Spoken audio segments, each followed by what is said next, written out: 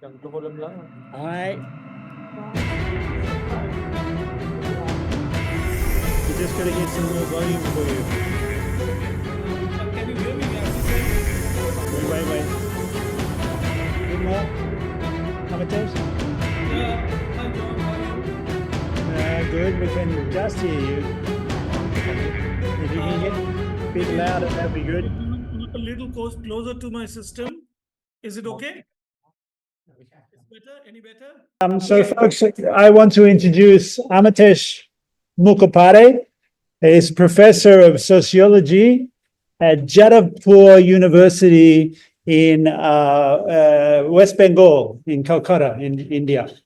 And he's been there, well, a long time, but we are old colleagues from University of London, where he did his PhD in anthropology in the department where I worked for too many years. And it was long ago. Yeah. Like 20 years now, more. Yeah. And 20 but that was then. He works on the Sundarbans, which is the delta area that is the end of the Ganges River. Well, one end of the Ganges river system, but it runs into a huge delta in West Bengal and the other part of Bengal, which is called Bangladesh, which was divided in 1905 first and then 1947 by the British. And, well, it became East Pakistan. And there was a whole story there. But Amitesh's work is mostly in the West Bengal side of the Sundarbans. And he's worked on cyclones, I remember long ago you working on anti-nuclear things and social movements and a lot of work around the position of people in this delta area. And what's really interesting for us, I guess, is that it compares and contrasts very much with the delta here in the Mekong, where we are speaking. So we're speaking from Ho Chi Minh City, which is not exactly part of the delta, but sort of in the river system nearby, the Dong Nai and stuff. And we're going to another delta today to talk about the Sundarbans and methods. So this is 30-minute methods. You've got 20 or so minutes and 10 minutes of discussion or so. Amitesh, if you could share your screen for your slides and take it away. Welcome to TDT and welcome to 30-minute methods. Show's yours. Okay. Thanks very much, John. And thanks for this very warm invite. Particularly thankful to you, but I wouldn't really thank you because we've been there together for a very long time on many things. But certainly my thanks goes to the university of which you were part for this wonderful opportunity for a session, sharing some of my thoughts on method, particularly the way they unfold in this delta that I've been working on for this many years now. Let me share the screen.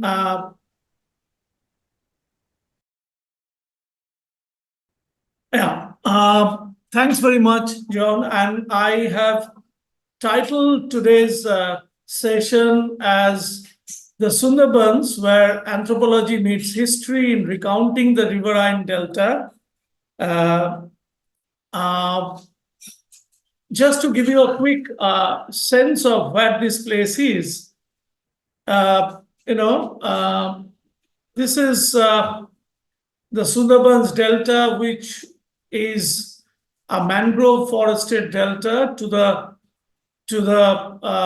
north of Bay of Bengal, which is a conglomerate of islands that are part of both India and Bangladesh. If we consider the pre-partitioned India and Bengal in particular, and today it's part of Bangladesh, which is slightly bigger in its size, and relatively smaller part of Sundarbans belongs to West Bengal and particularly Indian Sundarbans.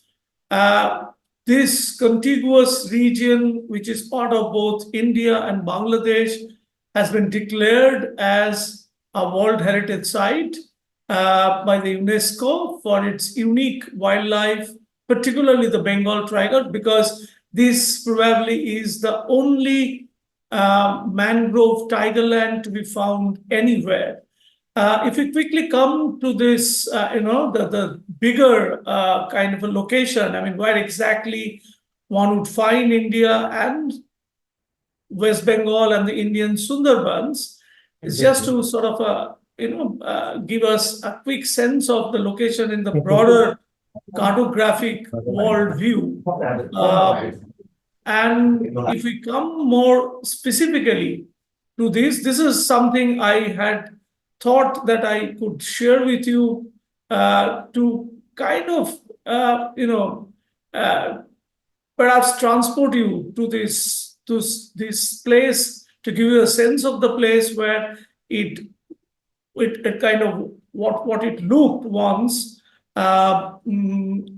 which is both Indian and Bangladesh, today's Bangladesh Sundarbans, which is the whole of Bengal Sundarbans, which was pre-partition and during colonial times when large-scale settlement, habitation, all of this proceeded and unfolded, particularly during the early years of colonial rule, which is partly, I would imagine the time would be around the beginning of the 1800, to be specific, when large-scale commercial land granting kind of unleashed and unfolded in this region.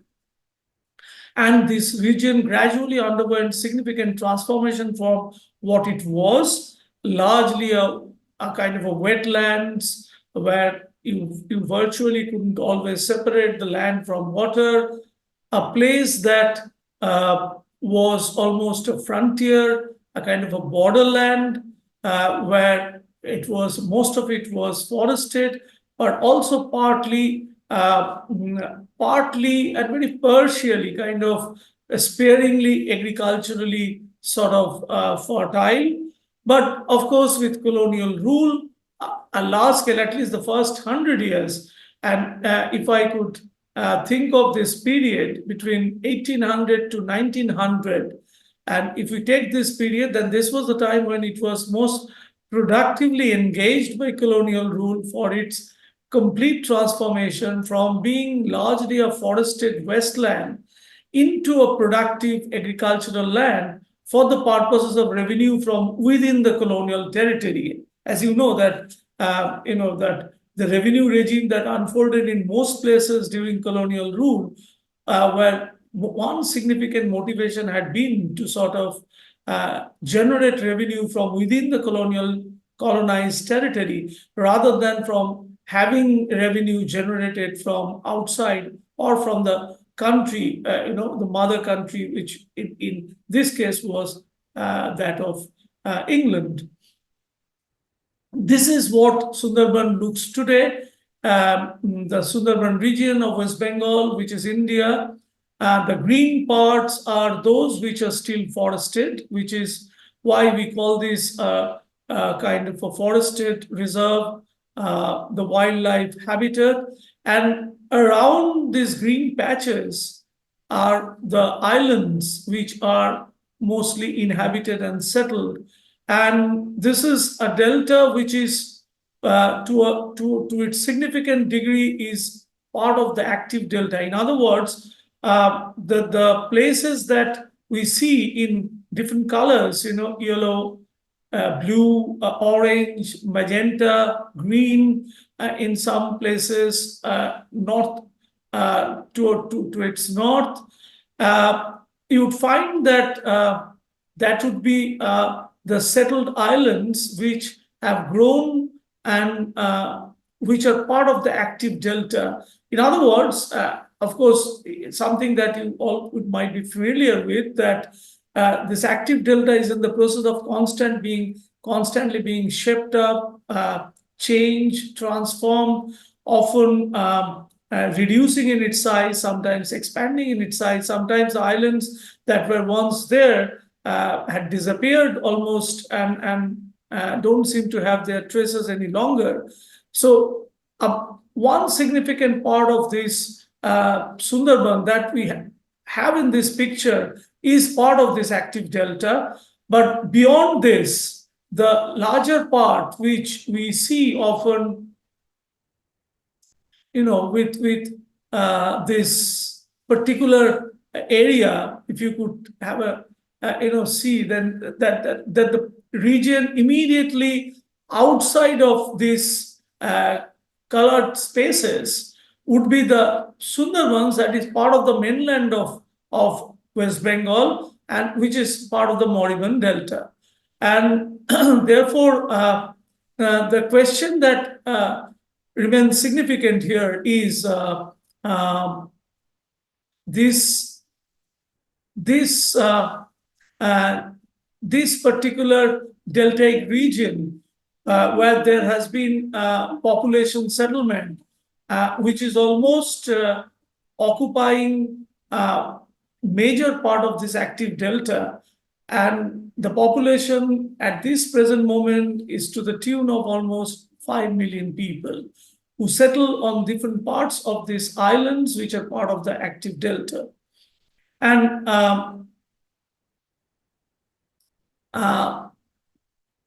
this forest reserve that we just saw, in green patches, was the abode of this Bengal tiger and the estuarine crocodiles, which are two among other important wildlife that you have in this place.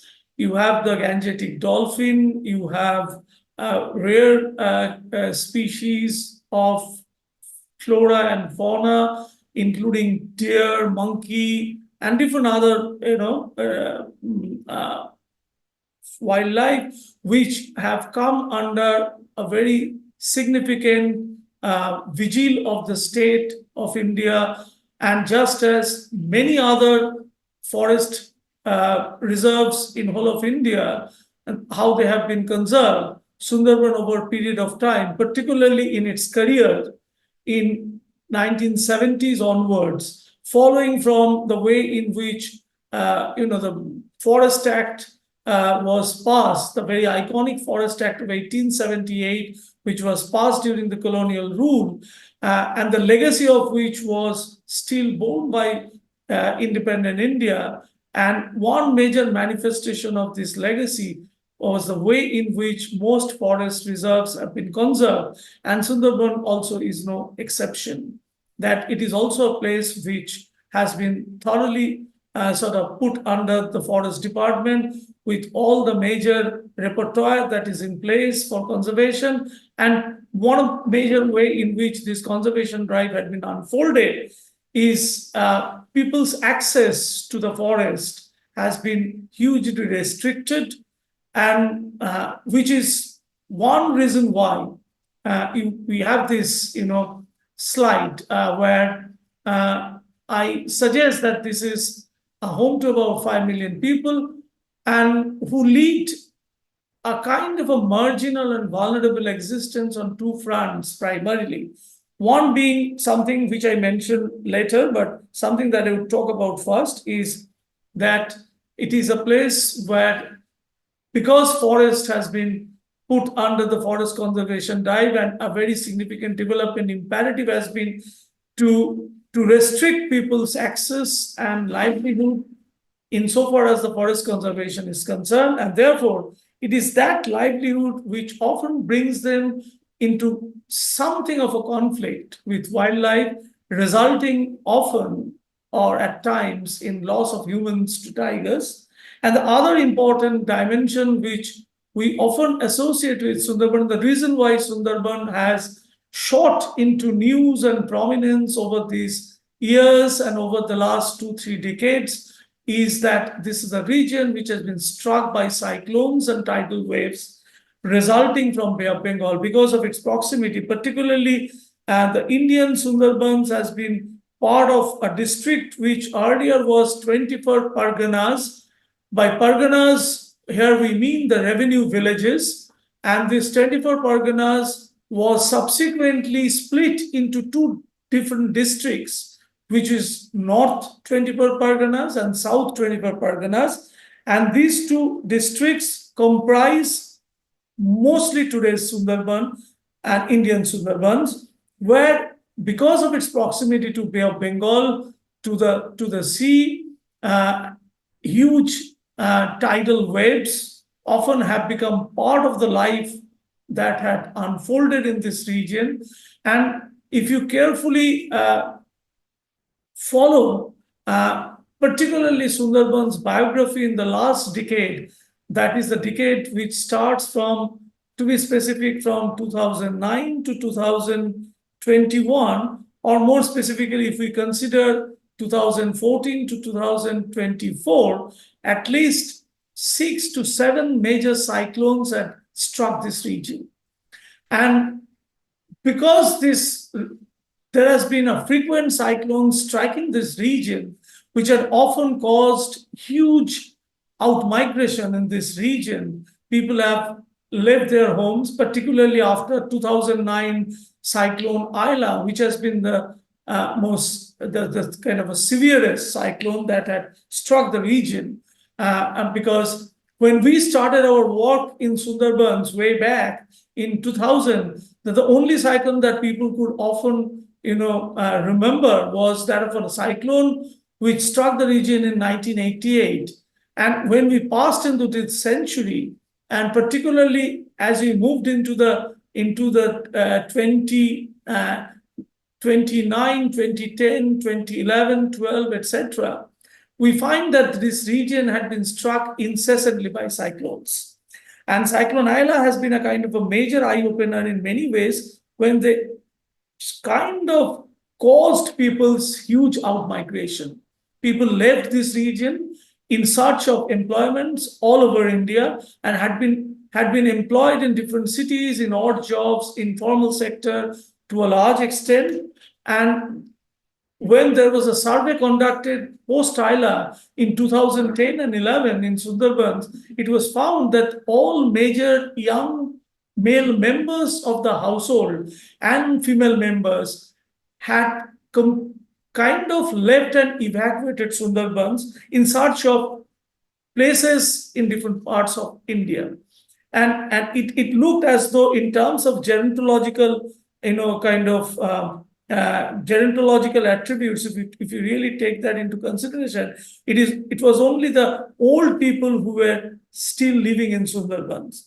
But situation then somewhat changed as we moved gradually towards 2020, when the pandemic had struck whole world, and when there was this lockdown being announced in March 2020, the people who had once left Sundarbans during Ayla had come back and started to sort of come back to their home, because they were kind of overnight found stranded, lost their jobs, driven out of their employment, because mostly they were in informal sectors. So it was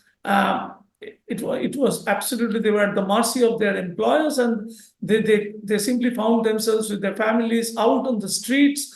And then this was something that all came in the newspapers at that point in time, when this entire contingent of migrant laborers had to face all kinds of adversities in making their way back home. And in the case of Sundarbans, they came back after a month or more tough, hard work and kind of exhaustion. And before they could settle back into Sundarbans, which was still a home for them, because when they lost their jobs, the only place that they could think of was their home. And when they came back, and before they could settle in, another major cyclone struck in 2020, which was Amphan, perhaps more severe than Cyclone Ayla. And that actually takes me to the heart of my question is, in view of these frequent cyclones, the climatologists in recent times clamor very strongly, vociferously, that the region being unsuitable for human living should be evacuated by people and be returned back to wildlife. The region, therefore, could be best developed, and this became a kind of a development imperative. If we follow some of the writings that surfaced and came up in this entire decade of 2009 to 21, people like oceanographers, natural scientists, climate scientists, even anthropologists, geographers, all kind of converged to a point where they suggested that this region could best be developed if allowed to grow as the natural habitat of tigers and crocodiles. And thereby they asked, as though, the kind of, as if the clock could be turned back, and we could go back in time to the historical moment when people settled in this region under colonial time, when the colonial diktat of revenue generation made people come and settle where they were kind of lured into Sundarbans with the promise of land grants. And it was as if this historical mistake needs to be rectified now, and people today have to bear and suffer for the primal mistake that their predecessors had once committed. So this region be returned back to wildlife, be grown as the natural wilderness of tiger and crocodiles.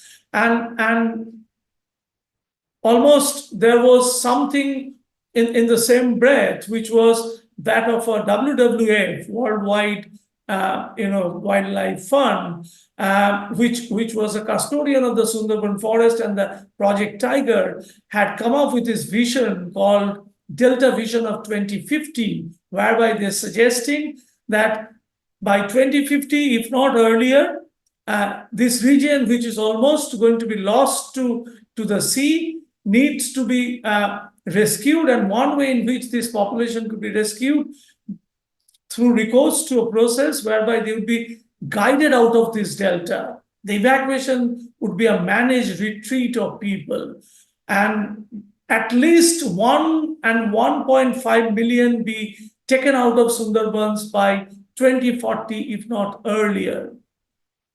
Now, this is where we kind of stop for a moment and then wonder, what is this cry for depopulating the region is? Is it that because this region was very sparsely populated, because this region was largely forested before the advent of colonial regime of reclamation, was it that there was something natural about this region, and therefore the best way to understand this region is to naturalize?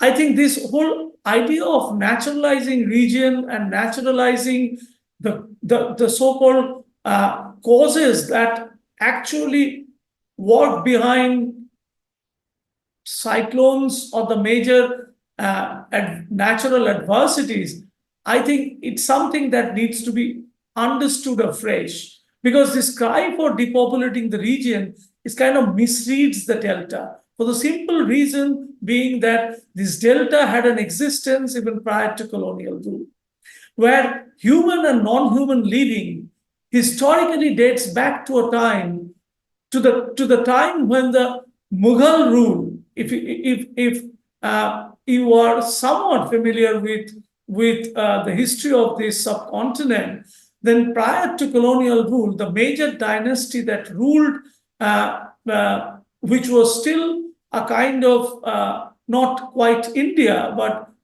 which ruled this subcontinent, was the Mughals. And it was during the time of the Mughals, in terms of its reach and the kind of expansion of its empire, whereby the Muslim saints and wandering people often, came into this region, confronting storms and tidal waves, turned the wetlands into an agricultural frontier, and something on which Richard Eaton, the historian who had written the entire career and biography of this region from 1200 to almost the beginning of colonial rule, which is that of 1757. And he is kind of suggesting that even before colonial rule, this place was a place where Muslim saints came, and under their tutelage, they had organized a group of people who they trained in agriculture, but it was certainly not the kind of an agriculture that colonial rule introduced, which was a kind of large-scale deforestation, massive cutting of trees, complete sort of deforestation of the forest, nothing of that sort, but it was a kind of working very sort of subtly, around this forested region, where often the tidal waves made it impossible to sort of separate land from forest and land from water, where they, with time and with patience, turned the local wandering people who often strayed into Sundarbans into a gang of people equipped with the art of cultivation, and which is how this region was developed as an agricultural region that had a very strong symbiotic relation with forests. And if you look at some of the travelogues of people like Bornier or those who were the early colonial travelers who had written very eloquently about these Muslim saints and faqirs who had made forest and agricultural land are almost a kind of realities that co-constituted each other in a manner in which gave this region a particular cultural, social history of its sort.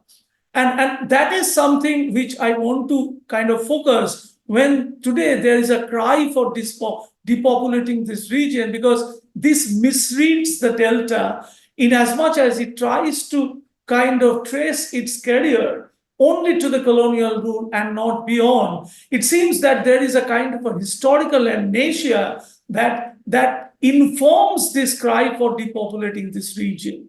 That there's not enough of history that one gets informed by when one looks at this region. Because this particular region, where the decade of the cyclones might have witnessed number of cyclones on the rise, but it was not as if this region was completely emptied of its cyclones. In fact, if we look at Benjamin Kingsbury's book, which was published in 2019, which does talk about the Bengal cyclone, and it calls the imperial disaster, which was that of the cyclone of 1876 that hit and struck the entire Bengal Delta and the Sundarbans.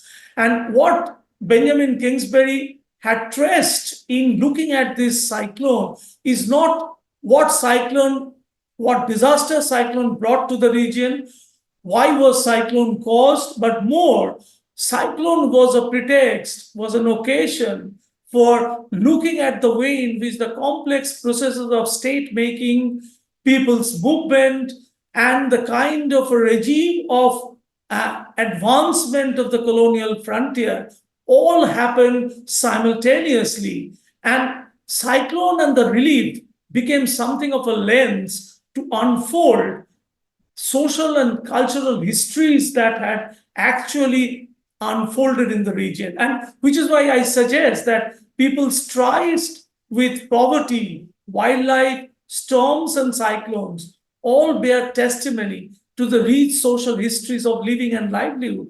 Because if you look at this region had presented the colonial rule with its utmost difficult task, which was how to basically restrict and advance the permanent settlement, which was that of the zamindari system, which the colonial rule instituted in the Bengal Delta, whereby the land was given to the zamindars, the people who could pay the most rent to the colonial exchequer, and they would have cultivators under their sway, and who they would actually extract for revenue.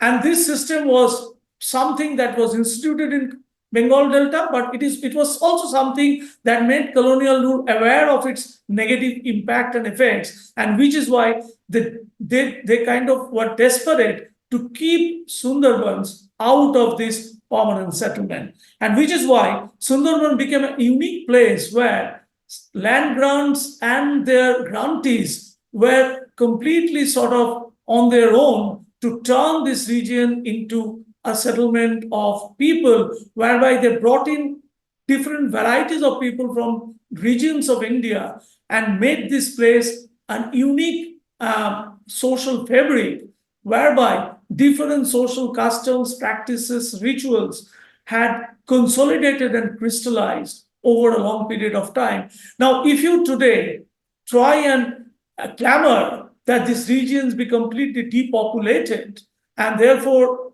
best way that you could develop this region is to think of this region only in its natural terms, in terms of its flora and fauna, and then try and make this into a conservation site, then you kind of throw the baby with the bathwater. You are trying to empty this region of its rich social history. The very physical, geographical properties of the region, whereby you see a continuous mutating of the land and water and forest, where the boundaries are never settled, are something that are minutely textured into the footprints and the footfall for humans who have often engaged forest, engaged water, engaged land in myriad of ways, and which got manifest in their way of life, livelihood, as it had unfolded in the region. No matter whether there had been incessant outmigration, people have moved out of this region, but people had come back to this region when they thought it was time that they could head back home. If life was not safer in Sundarbans today, at least the 2020 pandemic, when they lost their jobs in the different cities of India, in different places where they found themselves overnight stranded with their families thrown out of jobs, with no money, absolutely no clue as to how they could come back home. One wonders which was more safer. The question that one could perhaps ask this climatologist, the climatologist concerned for depopulating the region, which almost kind of make them occupy a kind of a moral high ground and decide what is good and best for these people, must also realize that if Sundarban was not safer, then life in other parts of India, at least the pandemic that struck whole world in 2020, was also not safer either. And this then takes me to some of these very, very sort of suggestive pictures in how this delicate interplay of land, forest, and water works, and how they woven into people's way of life, not simply way of life meaning only the livelihood concerns, but also the lives in its most minute and subtle expressions. The cyclones, water all around, jetties have broken down. Often there has been a saline ingress in homes. Homes got flooded, but it is out of that people have risen up once again. If 7 cyclones had struck the region in 1 decade, but it is between cyclones, people have come back, people have been together, people have come back and used all that they could to bring their life back to somewhat a sense of where they could once again begin a life afresh. And therefore, which then brings me to this question of how does one understand and engage this region? When one understands this region as a major research problematic, and how does one study this? And I put this a little metaphorically, that literal landscape where you have the collapsing boundaries of land, water, and forest, and footprints of human endeavor often collapse into each other, often found it's difficult to kind of separate them and kind of make them appear as a very close, neat categories. You have land, you have water, you have forest, as though they are hermetically sealed and almost compartmentalized, as though they would always be always remain the way they have been thought of, perceived. Then probably this place tells us to revisit our social science methods, to basically question some of the ways in which we have been taught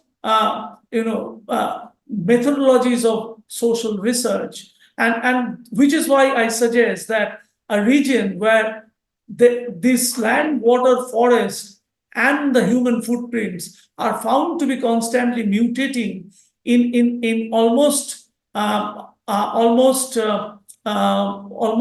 unanticipated predictions. The region can only be studied through recourse to a method that blurs the boundaries between history, anthropology, geology, and climate science, because it is not so much that climate science has often been ruled by the natural science, and which is why climate science seems to kind of streamline most human experiences into something of a common recipe.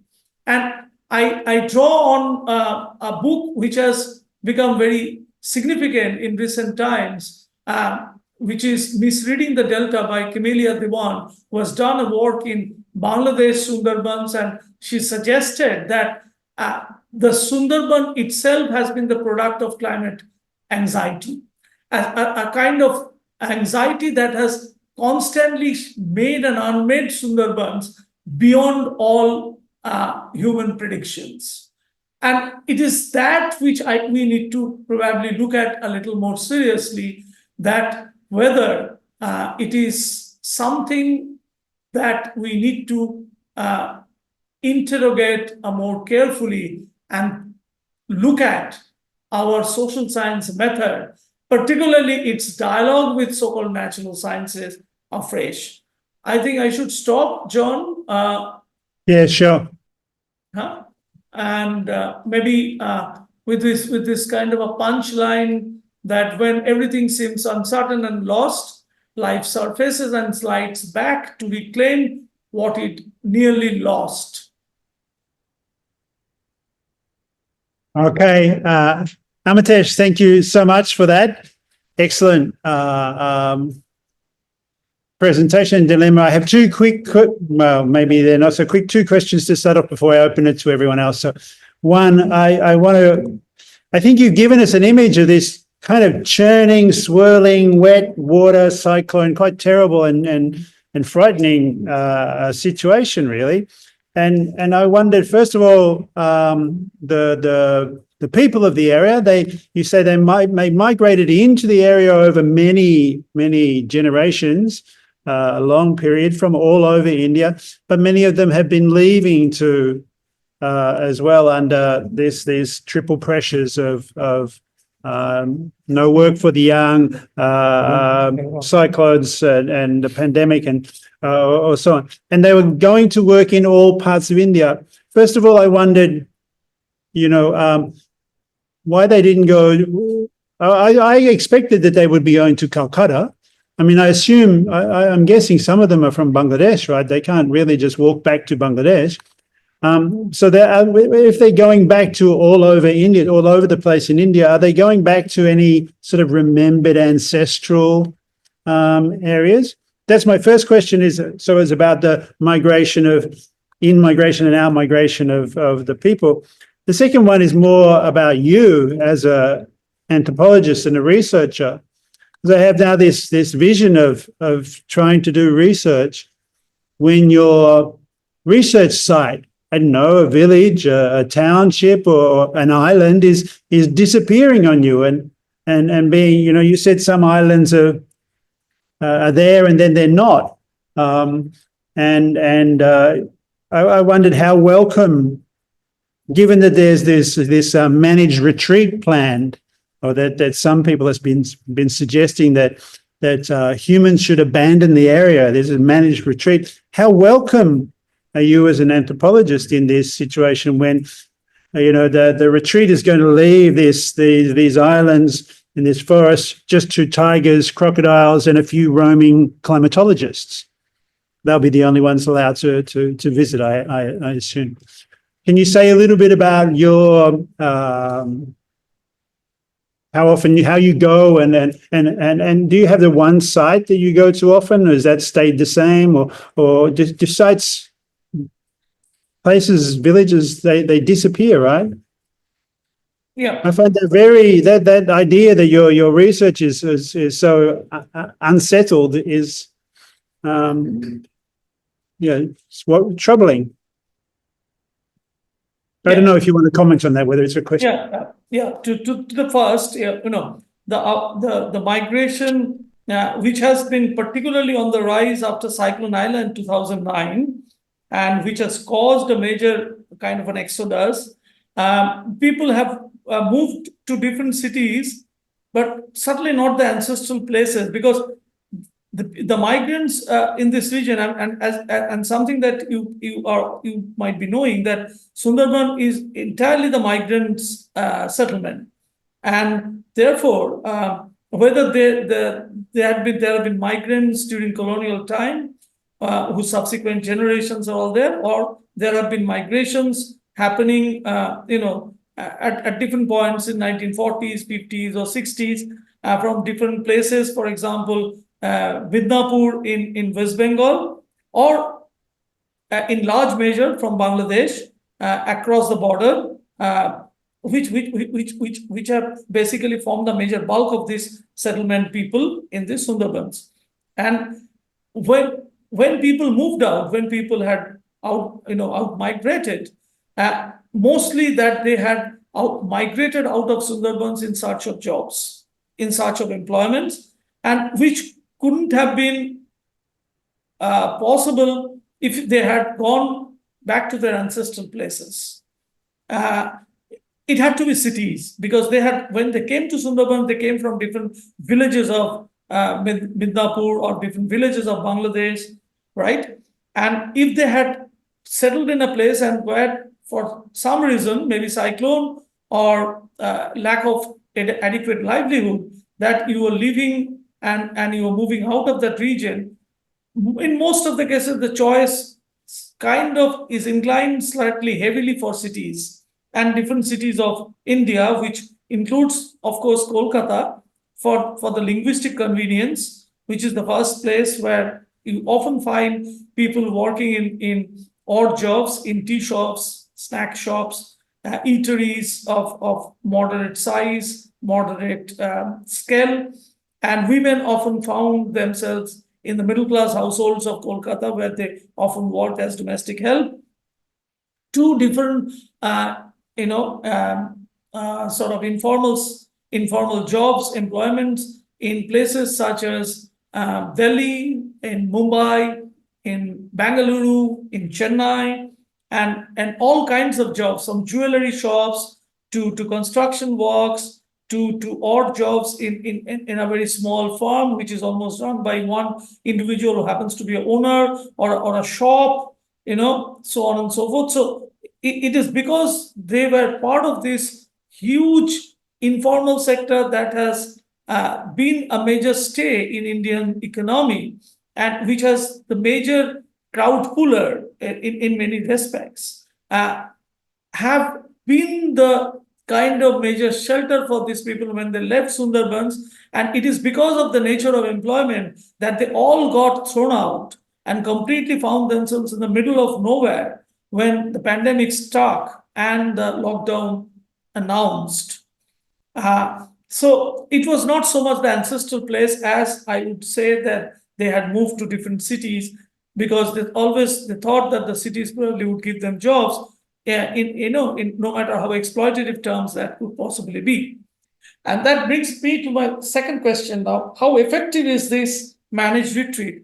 Now, managed retreat, one major question which managed retreat kind of raises, and something which has been there for a very long time, is that Sundarbans, ever since Sundarban had attained a particular career, since the beginning of the 1970s, when Sundarban was put under the Project Tiger of WWF, and together with that, all the major restrictions that were clamped, and further settlement of this region was declared illegal.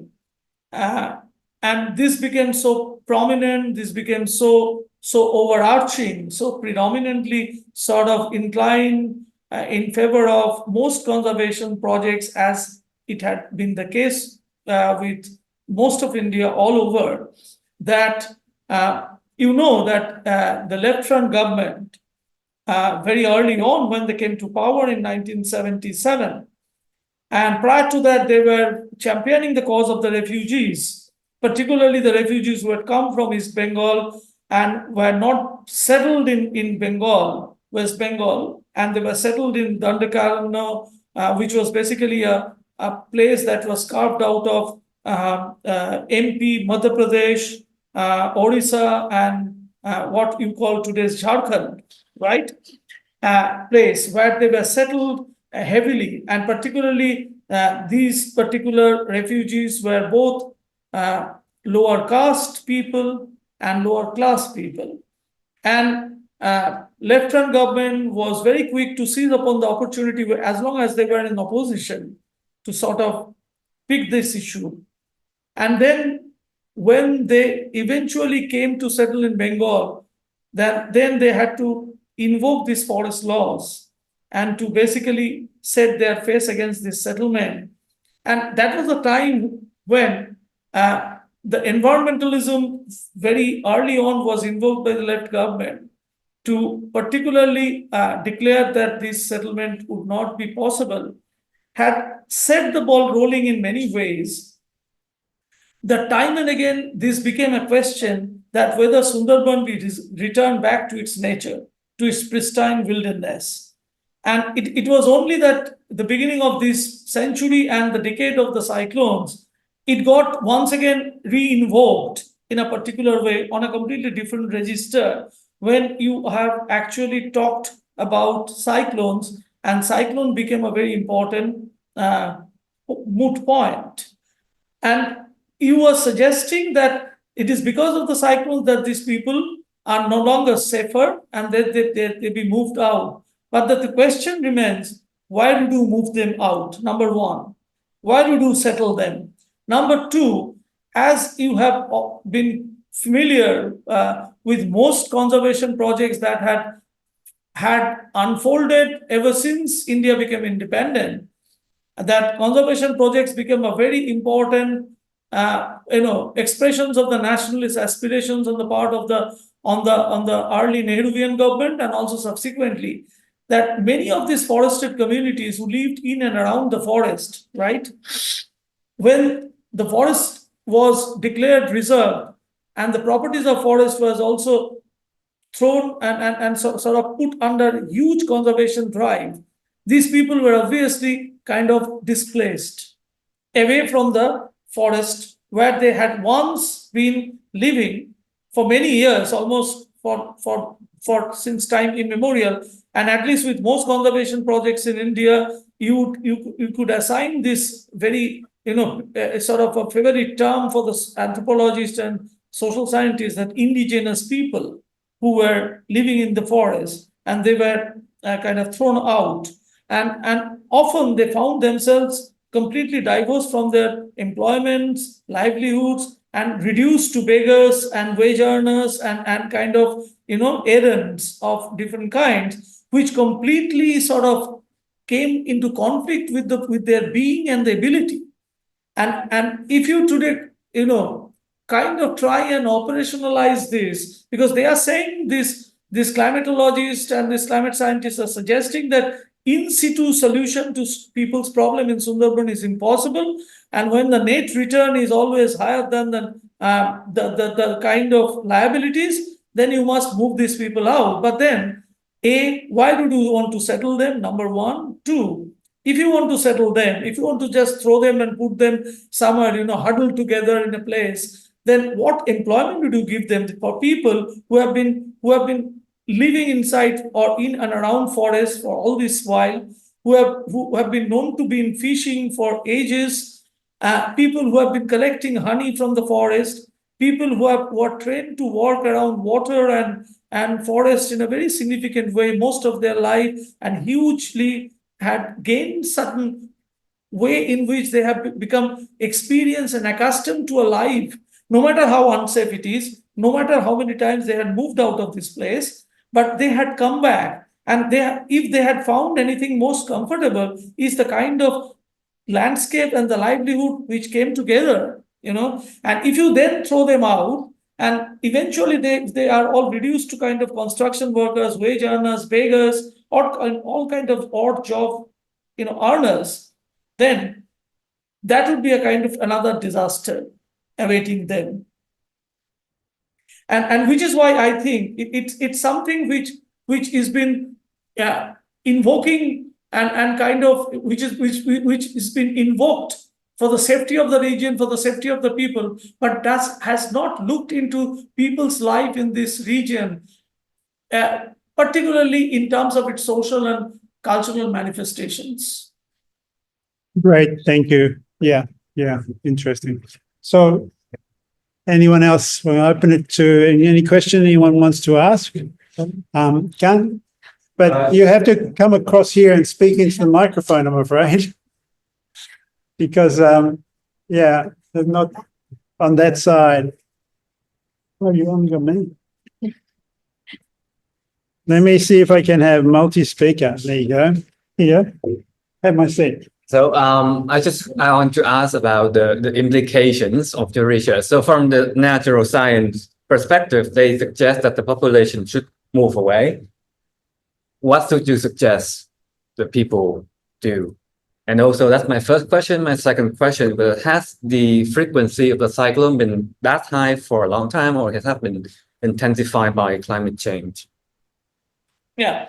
I would start with your second question first, that the fact that cyclones have been on the rise in the last decade or so, which is being attributed to certain way in which climate has impacted the region in terms of how it has caused the sea and the water to move in a particular way, subsidence of the region, that the soil, whether it's being able to withstand the kind of tidal waves and the kind of sedimentation which happened earlier, whether it's still happening or not. I mean, these are few questions that I'm kind of raising from a geographer's vantage point. But certainly in that sense, my answer to your second question is, well, if there has been frequency of cyclones, if cyclones have been more frequent, that has to do with climate change. That has certain bearing on the way in which climate has impacted the region. But having said that, the question that becomes also very important is that if people have lived in this region for all this while, and cyclones might have become frequent, but it was not as if cyclones were wholly non-existent. And this is a region where cyclones have often, constituted the peculiarity of this region. And if you take that into account, the peculiarity of this region, where, as I said earlier, that land, water, and forest have been found to be mutating, where the boundaries are very, very, very fragile, and it's not always very clear to our eyes, then one also would wonder what is going to happen to Kolkata, which is home to many. And if we look at something that John would also perhaps concur with me, that if we look at Debjani's book, The Empire and Ecology and Making of Calcutta, right, then one would say that it is not that you create certain infrastructure and infrastructural logistics to counter climate change, but certain infrastructure, certain solid property, which we almost take for granted as being the solid property, has been made possible through control of climate conditions. In other words, Kolkata was exactly what Sundarban today is, and Kolkata has been made into a solid property through certain control of the littoral spaces and the climate as it had been the case. And therefore, when people have been living in this region, have settled and often unsettled, and often found themselves linked to, associated with a number of livelihoods which are particularly the unique kind of product of the unique characteristics of this region, then something of a sweeping solution package, which almost kind of suggesting what ought to be done for these people, what they should do, how they should return this region back to wildlife, is almost like occupying a moral high ground and suggesting what people should do, when we ourselves in Kolkata know that we are as vulnerable as the people of Sundarbans. If today Kolkata, particularly the Kolkata's fringe, which is the eastern wetlands, which is very close neighbor and ally of Kolkata, the kind of subsidence and the kind of wetland that we have today is being occupied, encroached upon the way it's been advancing, that would certainly make Kolkata's life at stake in the years to come. Then the question that would be far more prominent is, should Kolkata people be evacuated out entirely of Kolkata? And therefore, I would leave this question to the people and the way in which they had time and again lived with cyclones and struggled against tidal waves and made their life possible in a place and which had made them, turn them into a resilient people. And instead of doing that, if I say that some people, about 1.5 million, 2 million need to leave this place by certain time, then I am actually trying to sort of propose something which is not born of my own lived realities, but something which I'm proposing as if it is morally the most acceptable solution at the moment. Okay, thank you, Amites. Does anyone else have a question? You do? Do you still have your machine on? You want to do it that way or this way? Okay. Hi, hello, my name is Nhung. Hello, how are you? I have worked in area in the project. It have the history like the Sundarban,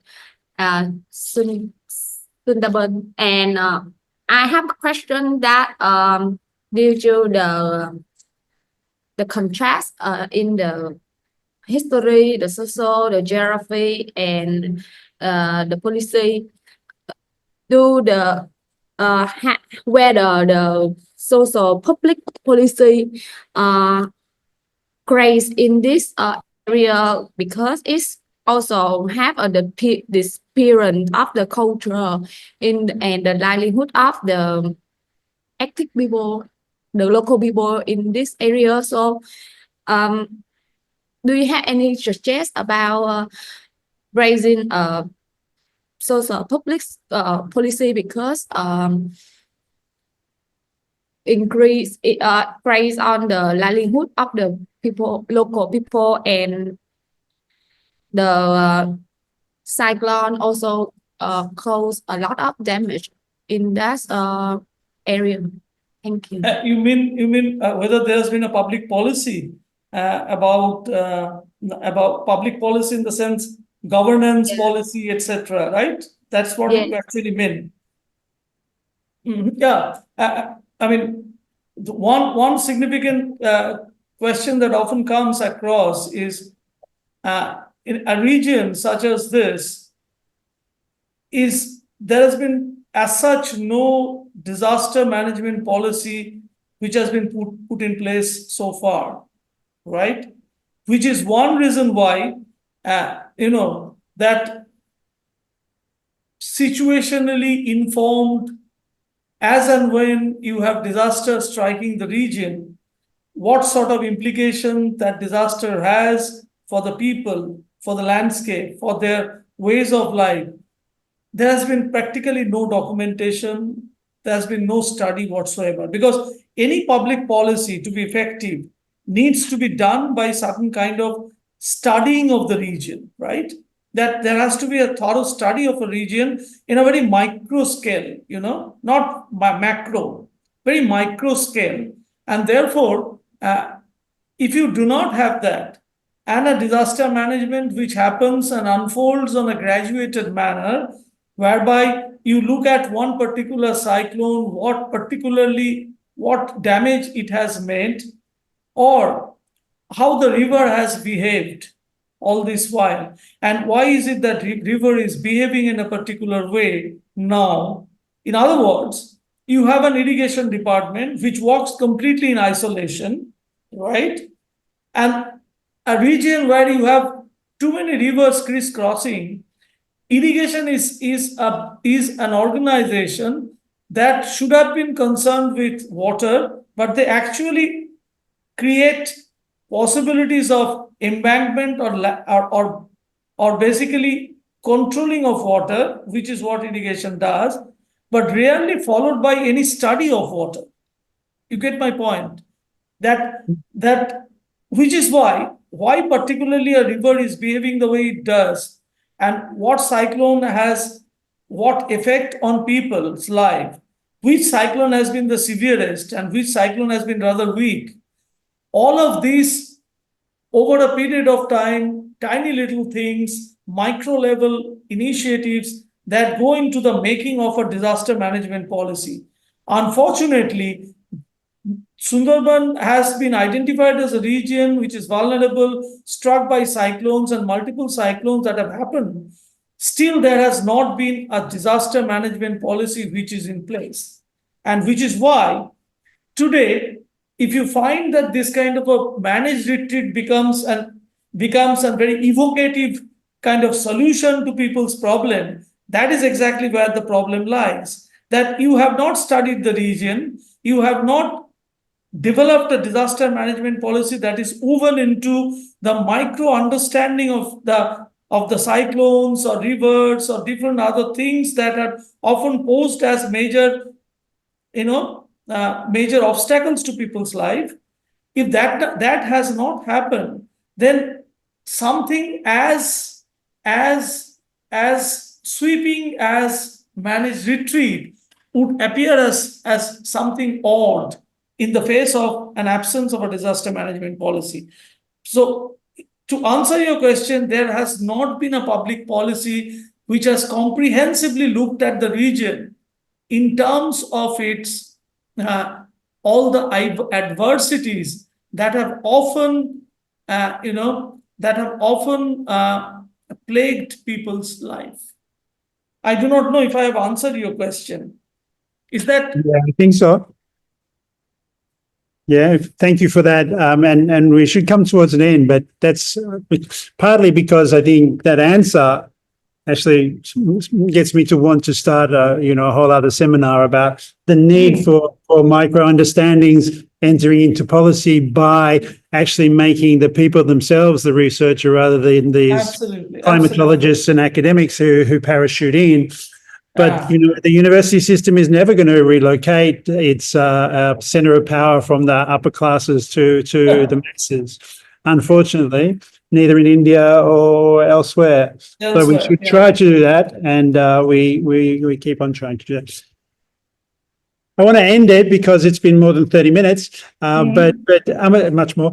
Amites, thank you so much for talking to us and giving us such rich material. And we didn't even begin, but we should also begin comparative deltas. I know there are other people doing that, but there's rich material for that too. But generally, I just want to thank you for your work, and I will circulate when I put the video up about this. The texts that you mentioned, I'll get you to send me them, and I'll put them in comments and so on. And thank you very much for the contribution, and we say bye. There's, Thanks very much, John, and thanks to university for making everything possible. And my sincere thanks to the registry and the university administration for making this possible. And of course, with this last wish that I able to visit Mekong Delta at some point. we just missed it. Yes. Yeah. Okay. Thank you so much, Amitesh. Okay. We have to end it now. John. Bye. Okay. See you. Bye bye. Bye. Bye. Bye. Bye. Thank you all.